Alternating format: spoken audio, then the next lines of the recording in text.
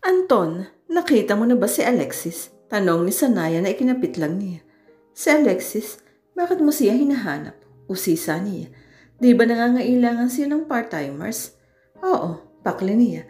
Pero ayaw niya naglalapit ito kay Alexis. Much more ang magtrabaho rito. Baka kasi mag-apply ako sa kanya. Akala ko ba na antipatikuhan ka sa kanya? Paalala niya sa sinabi nito. Impression ko lang naman yun sa kanya. Sabi nila, first impressions last. Pero unfair naman yata kay Alexis na pag-isipan ko siya ng ganun. Hindi ko pa naman siya kilalang maigi. Saka wala namang mawawala sa akin kung kakausapin ko siya. Naggalit ang kanyang loob pero hindi siya nagsalita. Wala naman siyang magagawa kung gusto talaga nito na magtrabaho kay Alexis. Wala naman siyang karapatang pagbawalan ito.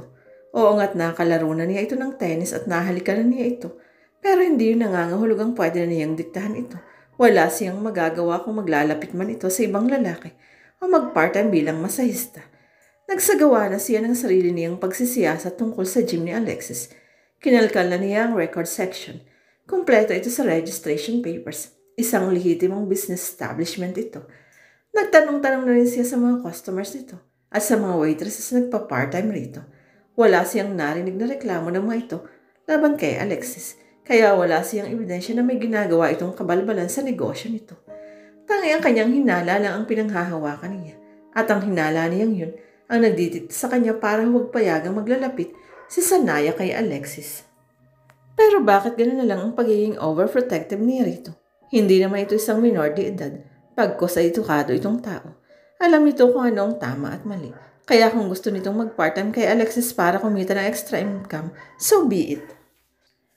Bakit gusto mong magtrabaho kay Alexis? Hindi pa ba sapat ang sinasahod mo rito? Hindi ba nabigyan na kayo ng aumento? Kahapon lang kinausap niya ang head ng accounting department. Kahit iginit nito tama lang ang pasahod nila sa mga waitresses dahil nakakabawi naman ang mga ito sa tip. Mas pinakinggan niya ang sinabi ni Sanaya na hindi naman araw-araw ay malaki ang tip ng mga ito. Kaya nagkaroon ng aumento sa sweldo ng mga waitresses. Oo nga, pero sino naman ang tatanggi na kumita ng extra income? Kaya mo pa bang magtrabaho kay Alexis pagkatapos ng shift mo? Oo naman, mas nakakapagod pa nga ang makipaglaro ng tennis sa'yo eh. Pagbibiro nito, hindi naman araw-araw nakakapagod ang trabaho rito. Pero nakakapagod dahil marami tayong guest. Sumama ang loob niya. Parang sinabi na rin kasi nito na pagod na ito, kaya hindi na ito makikipaglaro ng tennis sa kanya mamaya. But I wouldn't mind playing a set with you tonight kahit pagod ako. Bawi nito. He was pleased. Bago ko makalimutan, tagay-over there needs a beer. Turo nito sa isang lalaking nakatrunks na nakaupo sa bench sa tabi ng pool. Yung imported. Your wish is my command. Kaganiyang pinakbusan nito ng beer at inilagay sa tray nito. Binitbit nito ang tray at tinungo na ang may order niyon. Sinundan niya ito ng tingin. The man in trunks beamed into a wide smile when she handed him his beer. Imbis na tilikuran na ni Sanaya ito, nakita niyang masayang nakipaghuntahan pa ito sa lalaki. Tila kapalagayang loob na nito si Sanaya. Umasim ang mukha niya sa nakita. What's really eating him? Bakit tila nakakaramdam siya ng panibuho? Naluloko na yata siya. Para bang pag-aari niya si Sanaya na ayaw ni siyang i-share sa iba. Eh nakong sweet ito sa mga customers. Pakialam ba niya kung gusto nitong magtrabaho kay Alexis? Ang dapat niyang pakialaman ay kung ano ang pinagagagawa ng mga waitress na nagtatrabaho rito. Pero baka nga mali siya sa kanyang hinala. Baka nga pure business lang ang ugnayan ng mga waitresses kay Alexis. Kung ganun nga, pwede na niyang iwanan ang isla at mag-concentrate sa bagong isla na dinidevelop niya bagong tourist destination. Humahangos na lumapit sa kanya si Jessa. 2 margarita nga. Agad niyang ibinigay ang order nito. Kaagad din siyang ibinalik ang kanyang atensyon kay Sanay. Nakita niyang kausap pa rin nito ang lalaki. Ganun lang naman talaga ang mga waitresses doon. Extra attentive ang mga ito sa mga guest. Para nga naman malaki-laki ang ibibigay na tips sa mga guest sa mga ito. Kaya bakit siya naiirita na makitang nakikipaghuntahan ito sa isa sa mga guest? He watched the clock ticks time. Tila napakabagal ang pag-uusad ng mga sandali habang kausap ni Sanaya ang lalaking iyon. Jealousy is really gnawing him inside. Pero ayaw pa niyang aminin sa kanyang sarili ang bagay na yun. Mukhang may bagong kaibigan kayata. Bungad niya sa kanya nang bumalik siya sa poolside bar. Bakit tila sarcastic ang tono nito? Si Anthony ba? Kasali siya sa executive cup. Sinasamantala niyang magbilad sa araw habang hindi pa nagsisimula sa laro. Bihira raw siyang mabilad sa araw dahil lagi siyang nakakulong sa opisina. Nasa shipping business siya. Mukhang kabisado mo na ang resume niya. He chuckled. Selos ba ang nakikita niya sa mga mata nito? Bakit naman ito magsiselos? Medyo, halos kasing edad mo lang siya. But look at him, he's a very successful businessman. Para namang sinabi mo sa aking loser ako. Parang nagtatampong sabi niya. Hindi naman sa ganun. Pero natural lang naman siguro na humanga ako sa mga taong asensado sa buhay. Kaya naman gusto kong kumayod ng kumayod para naman umasenso kahit papano. Kaya ba gusto mong magtrabaho kay Alexis? Ganun na nga, hindi naman ako materialistic na tao. Pero masarap din siguro kung makakatulayan ko ay mayaman. Gaya ni Anthony. Kaya gusto mo siyang bingbitin. Hindi naman sa ganun. Maagap niyang sagot. Pero kung magkagusto sa'yo si Anthony at isama ka pabalik sa Manila, sasama ka ba?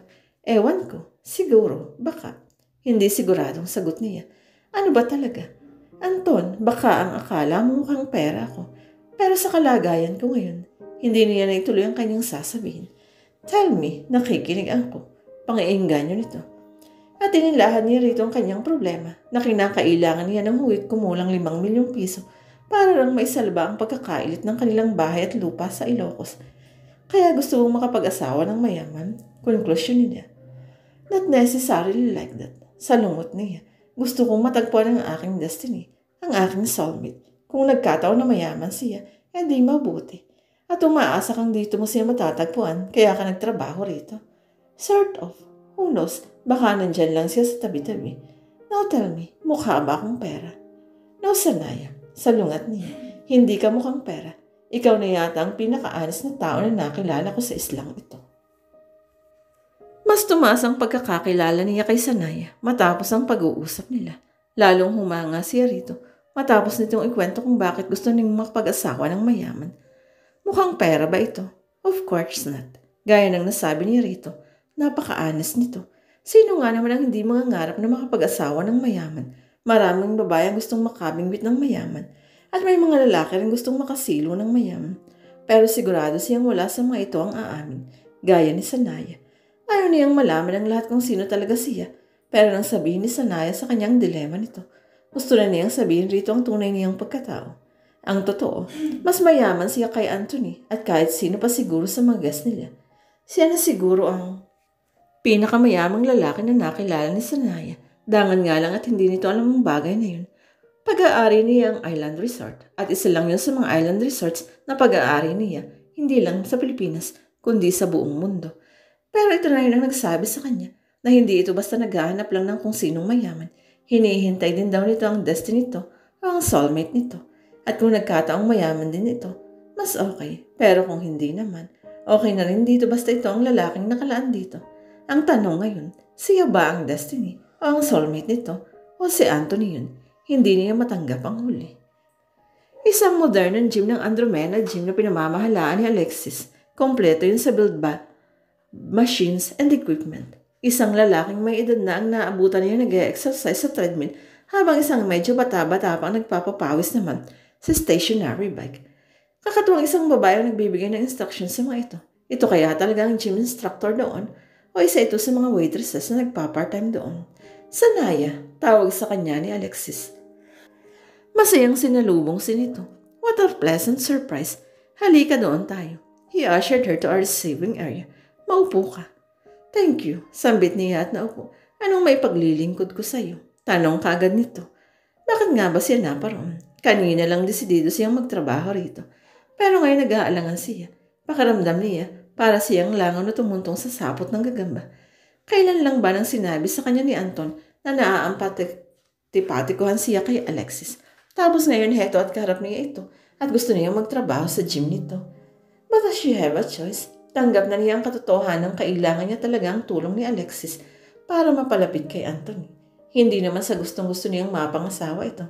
Pero sa ngayon ito ang top contender niya para sa kanya. Never mind if he doesn't give her goosebumps and doesn't make her bells ring and see fireworks. Who knows, they might have a chemistry. Tumikim siya. Gusto ko sanang mag-part-time job sa iyo kung pwede. But of course, pwedeng-pwede ka. Sa ganda mong yan, tiyak nakikita ka ng malaki. Sinikap niyang huwag pansinin ang connotation ng sinabi nito. Paanong kikita ng malaki? Well, iba-iba ang gusto ng mga customer. Yung iba gusto ng masay. Yung iba gusto lang ng companionship. Sa'yo kung hanggang saan ang mai-offer mo sa kanila. A series of warning bells rang in her head. Hindi siya nagpunta roon para humanap ng maraming customers na imamasahe o bibigyan ng companionship. Si Anthony lang ang gusto niya na sa tingin niya ay disenteng tao. Isang tao lang ang gusto kong bigyan ng serbisyo. Lahat niya. Isang tao lang? He echoed. Hindi ko alam kung kilala mo siya, pero Anthony ang pangalan niya. Kasali siya sa executive cup. Kilala mo na pala siya eh.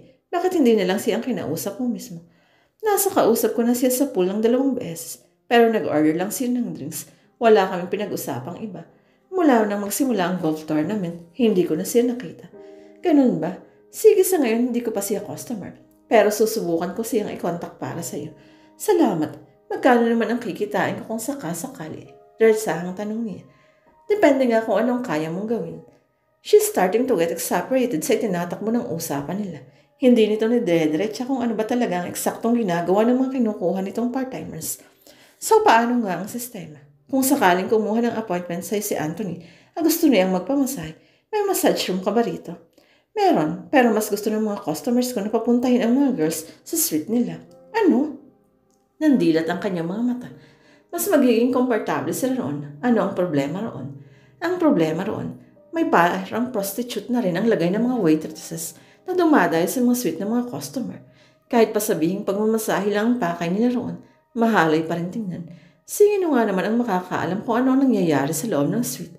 Pwedeng makasuhan si Alexis ng exploitation kung ganun. Ang pinakaayaw niya ay yung nadedehado ang mga babae. Kaya sa Ilocos, madalas siyang sumasama sa mga rally laban sa paglabag sa karapatang pantao ng mga kababaihan. She has always been an avid supporter of the Gabriela movement. Sayang nga lang at hindi nagtuloy-tuloy ang political career ng kanyang papa.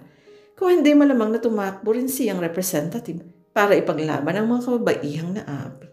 Pero bago niya i-report ito sa kinauukalan, gusto niya munang malaman ang buong detalye. Magkano naman ang magiging porsyento mo kung sakasakali? Usisa niya. Babayaran ka ng customer para sa serbisyo mo, pero dahil ako ang nag-transact, I charge 20%.